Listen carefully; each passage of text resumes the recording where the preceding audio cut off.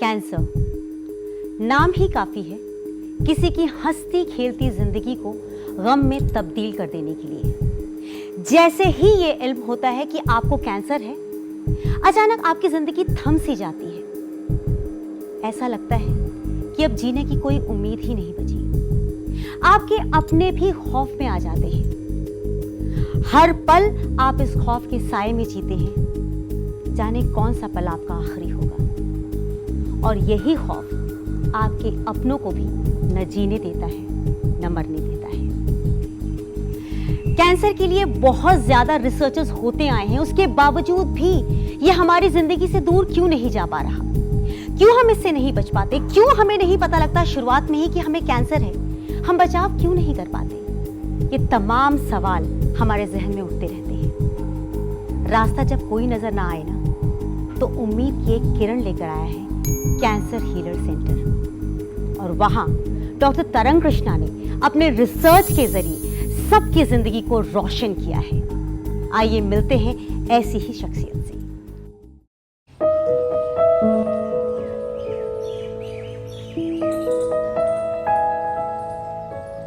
मेरे लिए बहुत चैलेंजिंग होता है, आसान नहीं है। वो उम्मीद करते हैं कि डॉक्टर साहब किसी तरीके से उन्हें बचा लीजिए। एक ऐसा खौफ उनके अंदर पैदा हो गया है जिसमें उन्हें साफ दिख रहा है कि उनका परिवार खत्म हो जाएगा। ऐसे में उस पेशेंट को उम्मीद देना, ऐसे में उस पेशेंट को होप देना कि नहीं, जितना जीना है एटलीस्ट क्वालिटी ऑफ लाइफ के साथ तो जियो।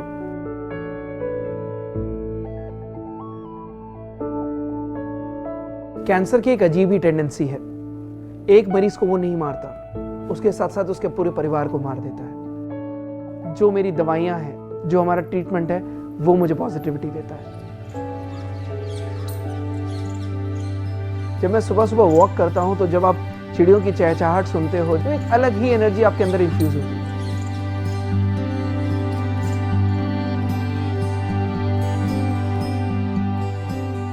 जब आप अपने परिवार में रहते हैं, आपको वाइफ से, बच्चों से, हर किसी से पॉजिटिव एनर्जी मिलती है। पेशेंट जब मेरे क्लिनिक पर दोबारा आता है और उसके चेहरे पर मैं जब खुशी देखता हूँ, तो मैं समझता हूँ कि आज मैं फिर जीत गया। एक और लाइफ बचा ली, एक और मरीज को बचा लिया जो कैंसर से जूझ रहा था, एक परिवार बचा लिया। कैंसर हीलर सेंटर का मिशन है अ न्यू बिगनिंग, एक नई शुरुआत।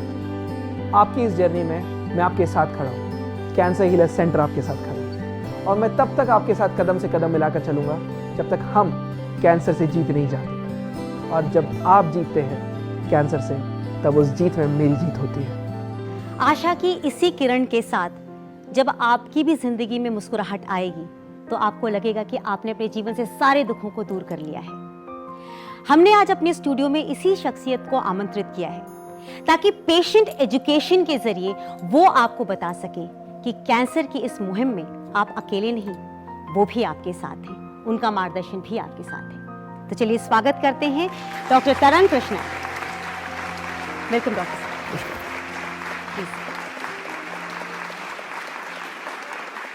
नमस्कार, स्वागत है आप सभी का हमारे खास शो में, जिसका नाम है कैंसर हीलर, आशा की एक किरण। दोस्तों, कैंसर के नाम से हम सभी डरते हैं, लेकिन कैंसर से बचाव संभव है। यही हमारे इस कार्यक्रम का मकसद है। आज हम बात करेंगे ब्रेन कैंसर के बारे में, ब्रेन ट्यूमर के बारे में। सुना आप सभी लोगों ने है, लेकिन क्यों होता है, कैसे होता है, इसके बारे में अवेयरनेस बहुत कम है। तो चलिए बात करते हैं जाने माने कैंसर एक्सपर्ट डॉक्टर तरंग कृष्णा जी से। डॉक्टर साहब, वेलकम टू आवर शो। नमस्कार। Thank you. नमस्कार।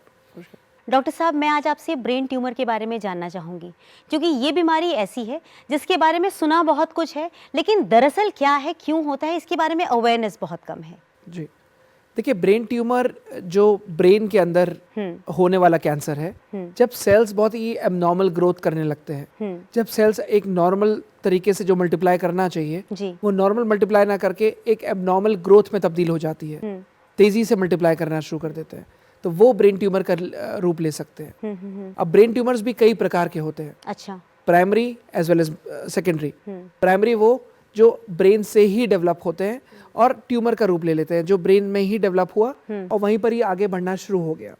सेकेंडरी वो कि प्राइमरी कहीं और है कैंसर, कहीं और से कैंसर शुरुआत हुई, बट ब्रेन तक पहुंच गई, जिसको हम मेटास्टासिस भी बोलते हैं, तब वो ब्रेन सेकेंडरीज रहता है, ब्रेन मेटास्टासिस रहता है।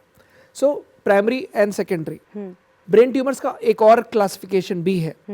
बिनाइन मतलब ज्यादा ना फैलने वाला, वहीं पर ही localised, low grade, malignant, malignant मतलब बहुत तेजी से फैलने वाला, एग्रेसिव कैंसर, काबू पाने में थोड़ा डिफिकल्ट होता है, हाँ। और बहुत तेजी से मल्टीप्लाई करता है, बहुत तेजी से आगे बढ़ता है।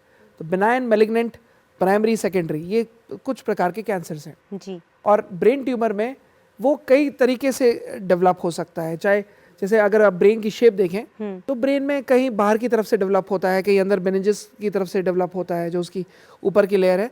सो अलग अलग जगह के अलग अलग कैंसर्स होते हैं, और जहाँ पर जिस साइड से वो ग्रो करता है उस प्रकार से उस कैंसर का नाम रहता है। डॉक्टर साहब, जैसे हम ब्रेन कैंसर की बात कर रहे हैं, हमारे पूरे शरीर को गवर्न करने के लिए हमारा ब्रेन होता है, वो सारी बॉडी को ही मैनेज करता है, हम कैसी हरकतें कर रहे हैं, कैसी बात कर रहे हैं। तो अगर ब्रेन ट्यूमर हो जाए तो क्या हमारी बॉडी की फंक्शनिंग में भी कोई प्रॉब्लम आती है? बिल्कुल, ब्रेन इज समथिंग जो पूरे शरीर को गवर्न कर रहा है। आप खुद ही कह रहे हैं, ब्रेन से ही अगर मैं हाथ भी ऐसे उठा रहा हूँ तो ये मैं हाथ की वजह से नहीं उठा पा रहा, ये मुझे ब्रेन सिग्नल दे रहा है कि हाथ उठाना है जी। उसी तरीके से अगर मैं बातचीत कर रहा हूँ, आप और हम जो बात कर रहे हैं, ये सब ब्रेन के थ्रू फंक्शन होता है। तो एवरीथिंग, अगर ब्रेन में ट्यूमर है, ब्रेन में अलग अलग वो होते हैं, अलग अलग एरियाज होते हैं जी। मेडिकल टर्म्स में मैं इतना जाना नहीं चाहूँगा, लेकिन अगर आप जानना चाहें, क्योंकि जिन लोगों को ब्रेन ट्यूमर्स होता है वो अपनी रिपोर्ट से रिलेट कर सकें, राइट। फ्रंटल, ऑक्सीपिटल, टेम्पोरल, तो टेम्पोरल यहाँ का, फ्रंटल यहाँ का, ऑक्सीपिटल यहाँ का। सो जिस एरिया में वो ट्यूमर ग्रो करना शुरू कर देता है, उस तरफ, उस एरिया का वो कैंसर कहलाता है। ओके। राइट। हाँ। अगर टेम्पोरल है तो टेम्पोरल एरियाज में कैंसर ग्रो करता है। राइट। अगर फ्रंटल है तो फ्रंटल, सामने की तरफ से ब्रेन का जो फ्रंटल पार्ट है वहाँ पर जो ट्यूमर है वो मल्टीप्लाई करना शुरू हो जाता है, एब्नॉर्मल ग्रोथ होनी शुरू हो जाती है, वो ट्यूमर रूप ले लेता है, वहाँ उस तरफ ग्रो करना शुरू हो जाता है। जो ब्रेन है, जो दिमाग है, हर एक एरिया का एक अलग फंक्शन होता है। किसी का हाथ मतलब मूवमेंट्स, हैंड राइटिंग, बोलना, अलग अलग ब्रेन के अलग अलग एरियाज के अलग अलग फंक्शंस होते हैं। अगर जैसे बोलना है, चलना है, इवन हम जो स्टूल और यूरिन करते हैं, जो हम लेट्रिन और पेशाब करते हैं, ये भी जब ब्रेन से सिम्टम आता है तभी यूरिन और स्टूल का हमें सेंसेशन आता है। ओके। ब्रेन में अलग अलग एरियाज में अलग अलग, जहाँ पर जिस जगह ट्यूमर डेवलप हुआ है, तो अलग अलग एरियाज के अलग अलग फंक्शंस होते हैं। अब सपोज जैसे किसी का हैंड राइटिंग फंक्शन है ब्लड के एक पर्टिकुलर एरिया का, या फिर जब उस जगह ट्यूमर डेवलप हो गया, चाहे प्राइमरी ट्यूमर डेवलप हुआ हो, चाहे सेकेंडरी ट्यूमर डेवलप हुआ हो, अगर उस तरफ ट्यूमर डेवलप हो गया तो उसकी वजह से नेचुरल बात है वो फंक्शन हैम्पर होगा। कई लोगों की ब्रेन ट्यूमर डेवलप होने पर आवाज़ चली जाती है, कई लोगों को यूरिन और स्टूल का पता नहीं चलता, लेट्रिन पेशाब का पता नहीं चलता, बिस्तर पे करना शुरू कर देते हैं। कई लोग पैरालिसिस, हेमीप्लेजिया, पैराप्लेजिया, मतलब पैरालिसिस हो जाता है, चाहे हाफ पार्ट का हो, हाथ पैर काम करने में बेकार हो जाए, जैसे चलना फिरने में प्रॉब्लम आती है। हालांकि स्पाइनल कैंसर्स में भी ये प्रॉब्लम आती है, but when I am talking specifically about brain tumour, अगर मैं ब्रेन ट्यूमर की स्पेसिफिकली बात करूं, सो उन कैंसर्स में या उन ट्यूमर्स में भी ये सिम्टम्स आते हैं, और कई सारे सिम्टम्स जैसे हाथ पैरों का बेकार हो जाना, पैरालिसिस, सर दर्द बहुत ज़्यादा होना, हॉस्पिटल हेडेक, चलने फिरने में प्रॉब्लम आना, यूरिन स्टूल का पता नहीं चलना, बिस्तर में हो जाना, फिट्स आना, सीजर्स आना, बार बार उन्हें फिट्स आ रहे हैं। तो ये सब अलग अलग प्रकार के सिम्टम्स हैं जो उस कंसर्न एरिया की वजह से हो सकते हैं जहाँ पर ट्यूमर डेवलप हुआ है। डॉक्टर साहब, मैं आपसे एक इंसिडेंस डिस्कस करना चाहूँगी। मैंने अभी हाल में ही किसी अपने जान पहचान वाले व्यक्ति को ही देखा कि उनको अचानक डॉक्टर्स ने डायग्नोस किया कि आपको ब्रेन ट्यूमर है, और वो भी अजीब सी बात उन्होंने बताया कि कभी सालों पहले वो गिरे थे, उनके सिर में कोई चोट आई थी और उसने ट्यूमर का रूप ले लिया। तो ये मेरे लिए बहुत शॉकिंग था कि ऐसे कैसे, मतलब ना वो स्मोकर हैं, ना ही कभी उन्होंने ड्रिंक किया होगा, मतलब ऐसी कोई ऐप भी उनकी लाइफ में उन्होंने कभी नहीं उठाया, लेकिन अचानक इस तरह से डिटेक्ट होना ये हमारे लिए शॉकिंग था। बिल्कुल, ब्रेन ट्यूमर किसी भी रीज़न से हो सकता है।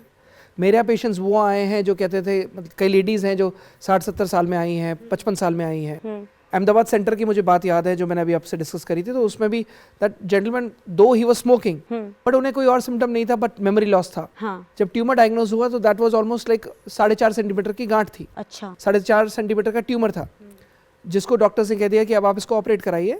हालांकि ऑपरेशन उन्होंने कराया, वो मेरे पास जब उन्होंने आया कंसल्ट किया, लेकिन उस समय उन्होंने ट्रीटमेंट शुरू नहीं किया।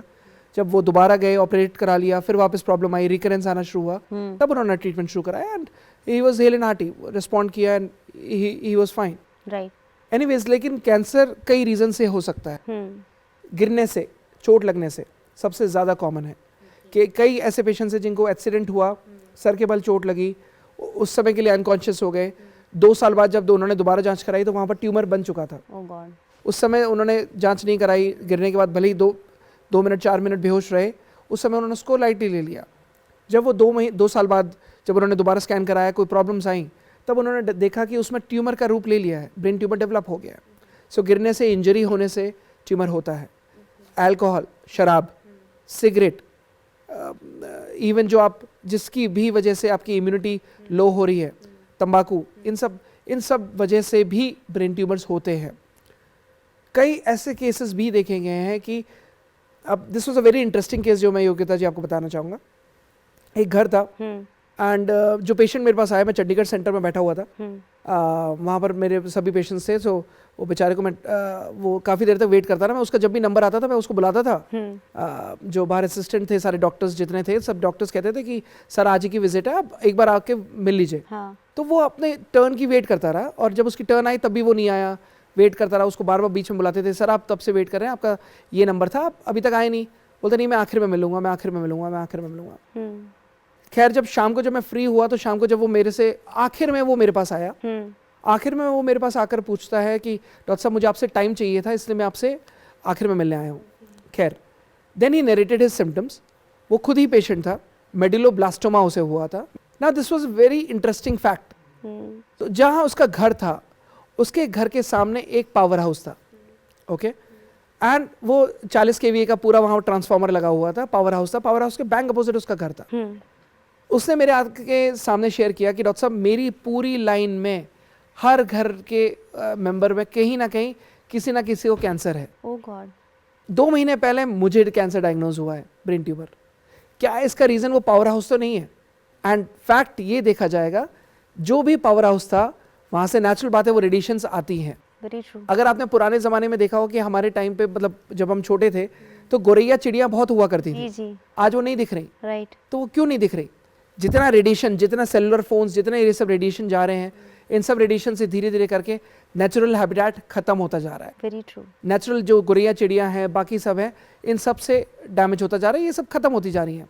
अब आपको बहुत ही लिमिटेड हैबिटेट दिखता है, बहुत ही लिमिटेड आपको सराउंडिंग्स में ऐसी चिड़िया दिखती है, इस तरीके की बर्ड्स दिखती है। तो जब वो रेडिएशन से ऐसी जीवित पक्षियों को प्रॉब्लम्स आ सकती हैं, तो जो एकदम पावर हाउस के सामने रह रहा है वो रेडिएशन नहीं देता होगा। There is no proven study to it, but क्योंकि हमने बहुत रिसर्च करी है इसमें, जब हमारे पास ऐसे सैकड़ों केसेस आते हैं, सो जब हम उनके इस तरीके से डिस्कशन करते हैं, जब हम उनकी केस स्टडी लेते हैं, सो ऐसे ऐसे फैक्ट सामने आए हैं जो एक्चुअली में हैरान कर देते हैं, जो एक्चुअली में चौंका देते हैं ना। अगर इसी में डीप रिसर्च करते जाएं तो there have been proven studies कि जो पावर हाउस के सामने रह रहा है उसकी नेचुरल बात है, उससे रेज आती हैं, सिग्नल्स। कई लोग ऐसे लालच के चक्कर में अपने सर के ऊपर वो लगवा देते हैं, छत के ऊपर एंटीनास लगा देते हैं, मोबाइल एंटीनास लगा देते हैं। I have seen many cases जहाँ पर उन्होंने किराए के लालच में अपना मोबाइल एंटीना लगा दिया। दिन भर जब वो कहते हैं डॉक्टर साहब मैं जब भी घर में जाता हूँ मेरा सर दर्द होना शुरू हो जाता है, दे डोंट रियलाइज इट। जब उनसे हिस्ट्री ली गई, जब हमारे डॉक्टर्स ने सभी से हिस्ट्री ली सेंटर में, तो पता चला कि उनके छत पे मोबाइल टावर का एंटीना लगा हुआ है। अब उससे रेज आ रही हैं, उसके रेज से ट्यूमर भी डेवलप होता है। So this is something which is troublesome. जो केवीए स्टेशन है, जो पावर हाउस का स्टेशन है, वो भी रेडिएशन दे रहा है। So radiation is itself prone to cancer. Radiation भी कैंसर करता है। यानी जो हम मोबाइल फ़ोन्स यूज़ कर रहे हैं उससे तो हमें बहुत ज़्यादा प्रॉब्लम होनी चाहिए। हम सबसे ज़्यादा मोबाइल फ़ोन्स यूज़ करते हैं, हमेशा कान में लगाए रखते हैं। आप नोटिस करते होंगे कि जब आप पुराने ज़माने में जो लैंडलाइन फ़ोन्स यूज़ होते थे, लैंडलाइन फ़ोन से आप जब भी बात करते थे, आप चाहे घंटों बात कर लो, आपको सर दर्द नहीं होगा। आज अगर आप 8 घंटे भी अगर किसी का काम फ़ोन पे है या कई ऐसे बिजनेसेस हैं जो अपने घंटों फ़ोन पे लगे हुए बात करते रहते हैं। शाम को जब वो घर पहुंचते होंगे, उनके परिवार वाले नोटिस करते होंगे, बिल्कुल मुरझाए हुए, एकदम टेंशन सर पे दिखता होगा कि यार सर दर्द हो रहा है, आंखों के नीचे कालापन। ये सब it's all because of radiation. Studies are going on. हम कह नहीं सकते कि नहीं सेलफोन टावर से ही कैंसर होता है, बट रेडिएशन से कैंसर होता है। अगर सेलफोन टावर्स सिग्नल पहुंचा रहे हैं, there have been so many cases, मैंने वो तक केसेस देखे हैं जहाँ वाईफाई राउटर्स लगे हुए हैं, दे आर वर्किंग। कई ऐसे थे जो अपने वर्क स्टेशन पे काम कर रहे हैं, वर्क स्टेशन में आसपास गैजेट्स लगे हुए हैं, सीपीयू लगा हुआ है, कई सारे रेडिएशंस लगे हुए हैं। अगर ये इलेक्ट्रॉनिक इंस्ट्रूमेंट्स इतने हैवी लगे हैं, वहाँ से रेडिएशन मिल रही है, वहाँ से रेडिएशन जब वो हीट जनरेट कर रहे हैं which is not natural, radiation generate कर रहे हैं, अगर वो चीज़ नेचुरल नहीं है तो क्या वो कैंसर नहीं करेगी? Food for thought. But studies चल रही हैं, आप उसको सीधे सीधे नहीं कह सकते कि नहीं वहाँ बैठने से ही कैंसर हो सकता है, ऐसा नहीं है। But again constant irritation causes cancer. Cancer एक ऐसी बीमारी है जो कभी भी किसी को भी हो सकती है। अवेयरनेस की कमी हमें इस परेशानी में डाल देती है, लेकिन चूंकि डॉक्टर साहब का साथ है और हमें जो ये मार्गदर्शन दे रहे हैं, इसके ज़रिए हम इस बीमारी से अपने आप को बचा कर रख सकते हैं।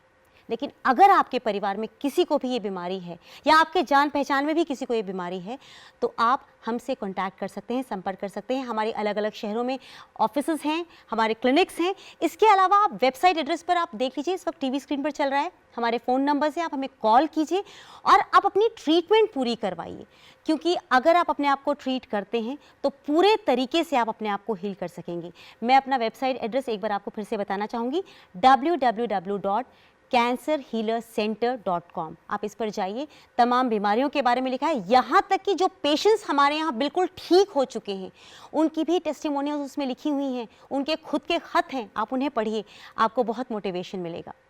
कैंसर हीलर के ज़रिए आप अपनी ज़िंदगी को सुगम बना सकते हैं। कैंसर लाइलाज बीमारी थी, लेकिन अब उसका इलाज संभव है कैंसर हीलर सेंटर के ज़रिए।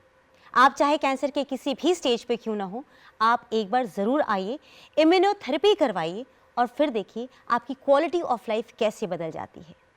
हम आपसे ऐसे ही रोज़ाना मिलते रहेंगे, तब तक मिलते रहेंगे जब तक आप ये न समझ जाएं कि आपकी बीमारी आपकी ज़िंदगी से ज़्यादा बड़ी नहीं है। हम आपके साथ हमेशा हैं ताकि आप स्वस्थ रहें। आपसे फिर मुलाकात होगी। आज हमें दीजिए इजाज़त। नमस्कार। हमारा पता है cancer healer centre, central clinic, D842, New Friends Colony, behind Surya hotel, New Delhi 110025। Phone numbers 0114163 4550, 01126932782। Pitampura clinic, unit number 808, Pearl Best Heights second, Netaji Subhash Place, Pitampura, New Delhi 110034। Phone number 01147454454। Mumbai clinic, A7, Asha Colony, opposite hotel Sea Princess, Juhu Tara road, Juhu Mumbai 400049। Phone number 09892381000। Chandigarh clinic, SCO 89, sector 38C, Chandigarh. Phone number 08427555536। Ahmedabad clinic, B705, solitaire corporate, SG highway, next to Divya Bhaskar office, Ahmedabad 380051। Phone number 09925597284। Indore clinic, FF5, scheme number 54, Vijaynagar, opposite Apollo Rajshree hospital, Indore. Phone number 07314293343। आप हमसे संपर्क कर सकते हैं सोमवार से शनिवार सुबह 9 बजे से सायंकाल 7 बजे तक। हमारा ईमेल एड्रेस है info@cancerhealer.in। हमारी वेबसाइट है www.cancerhealercenter.com।